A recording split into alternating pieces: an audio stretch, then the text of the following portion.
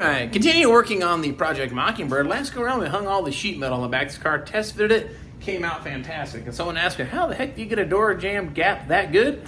Got lucky. But it doesn't always work out that well. Sometimes you gotta adjust that. It's either too wide or too narrow. There is a way to fine tune or bring that in closer, if not nail it and get it right.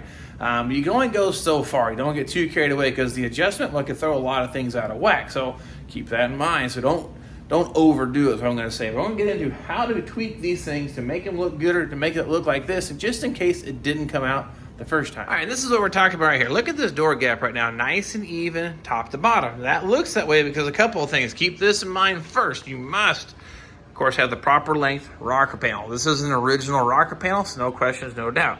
You have to support the quarter panel, secure it down nice and tight to the rocker panel, and then to the edge of the rocker panel here. There should be a nice straight line between the two of these. And then the door, same thing. This is an original door, so I know it's the right dimensions. It actually lines up nice and true with the front of the rocker panel. So that actually sets your length on the bottom. So this is what the gap I should have between the quarter panel and the door itself, all the way up. And I do. I got super lucky, super happy with the fitment of this, but it doesn't always work out that way. Sometimes this guy is touching the door, or the gap is really wide. And of course, it's pie shaped then, and when it's got something wrong. So this technique, if you got that going on, where this is either touching, so the gap gets narrower as it goes up, or the exact opposite is wide, then matches down at the bottom, and you ensure that you've got that lined up and that lined up. What I'm gonna show you or tell you, dial that in, but this has to be both sides are the same way. The driver's side must mirror the passenger side, so they're both either too wide or they're both too narrow. If you've got one wide, one narrow, I suspect maybe your center line isn't so good on your car and you got something out of whack. But what I'm going to tell you here today, I got fortunate. Both my gaps are nice and even, so I'm not going to do any adjusting on it because I don't want to mess up a good thing. But let's just be honest, it doesn't always work out this way. Sometimes it's a problem with the panel, sometimes it's other things. But if I said they're both too wide or both too narrow, quick answer is we're going to change the elevation of the rear of the frame rails. So let's just say right now my gap was too wide on both sides. My frame rails right now currently are say 20 inches from the floor up. Well, we could essentially push both frame rails up about a half an inch. I wouldn't exceed a half an inch in my adjustments because I'm afraid that might kind of throw things out of whack. It's not an exact science, just my gut feel, you would say, right? So lift these up a half inch back here. If that gap was too wide, I guarantee it'll close it quite a bit. Let's say if it was actually touching, then you'll basically take both these frame rails and push them down a half an inch. I would guarantee you, almost promise, it would make a nice gap like this here if it was touching to begin with. So you got a little fudge room up and down. Now you talk to a lot of guys that build these cars, have measured these cars. There's a lot of variances in the rear frame rail heights, even from the factory. So there's some fudge room in there. If not, who's counting? If you get a door jamb gap like this and your panels all line up great, so what if it's not exactly to the spec? But now that's just my opinion. That's how I see it. But to get that to move, we got a couple things to keep in mind. You got a lot of sheet metal bounced around back here.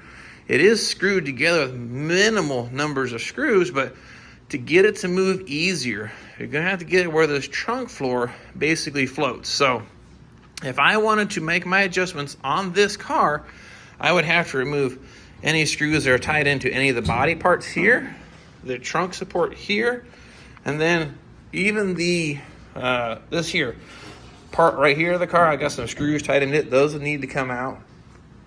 And then I need to any screws I have between the wheel well and the trunk floor would also need to take those out. And then I would probably pull the quarter panels off.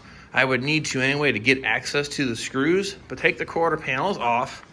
And then when everything is basically, at that point then, you just got frame rails floating in the air back here, then you can either lift up the car with a jack, go a little beyond, because metal's gonna stretch, then relax. Or if you need to go down, what I've done in the past now, basically jump on the back of the car, some body weight. Now keep in mind, if you don't have any support back here, it's gonna do some cool wheelies. It will flip up. There's not much weight on the front of the car. So I've got jack stands on the back of this car right now, even kind of for the same idea while I'm working on it. They're not really supporting anything at all. They're just underneath there in case I get too much weight in the back of the car so it doesn't tip over on me.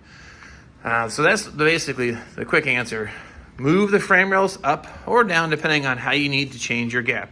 Up closes the gap, and down opens it up. So unfortunately, like I said, I got super lucky. I'm going to take the victory on this one because it saves me a lot of time to keep working on other parts of this car.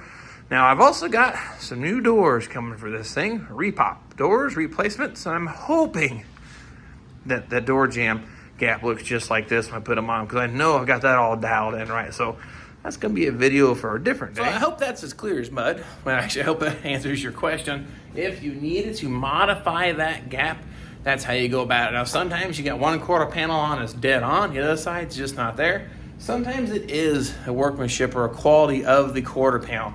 Sometimes there's some other factor causing the issues, and you have to end up then modifying the door jamb gap some. But I like it when I don't have to. And so that saves me lots of time to keep moving forward and sharing more stuff with you and working on another car and saving another one from the scrap pile. That's what I like doing.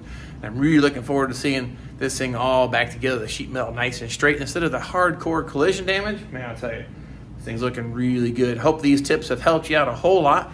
Next go around for me, I'm going to start working on pulling all this sheet metal back off in preparation for final welding. So I'll start basically pull the outer panels off, start welding the inner panels on, stacking the outside stuff on it. And from this point on, then this car is going to be a super solid, nice foundation for some great body work to build a really cool car. And I hope these tips have really helped you out.